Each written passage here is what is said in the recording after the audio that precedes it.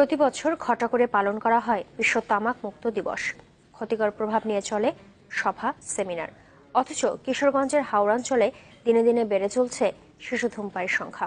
গরু পালন কিংবা কৃষিকাজে বেশিরভাগ সময় মাঠে থাকায় অন্যদের দেখে ক্ষতিকর এই অভ্যাসে আগ্রহী হয়ে উঠছে শিশুরা।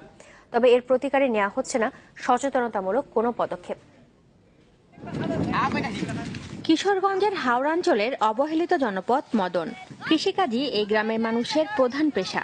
অভাব অনটনের সংসারে এখানকার বেশিরভাগ শিশুই এখন বঞ্চিত শিক্ষার আলো থেকে। দিন দিন তারা আসক্ত হয়ে পড়ছে ধূমপানে।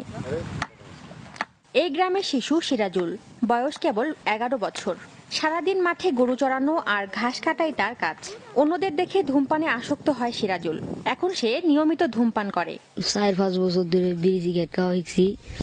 বাপসা ধরকা আমি ছোট থাকতে বন্ধ হইতাম, গরু লিয়ে খাইতাম।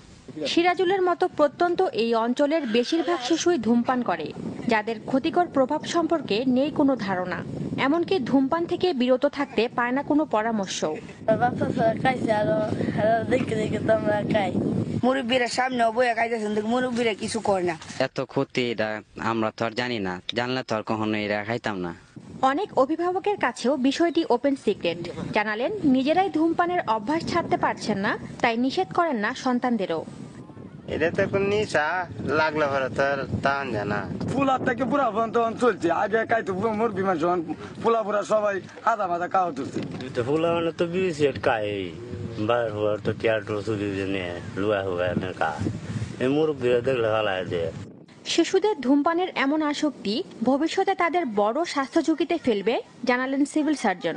এই সময় যদি শিশুরা ধূমপান করে তাহলে তার ফুসফুস সহ, ফুসফুসের ক্যান্সার সহ, দীর্ঘমেয়াদী শ্বাসকষ্ট সহ মারাত্মক ব্যাধিতে সে আক্রান্ত হতে পারে।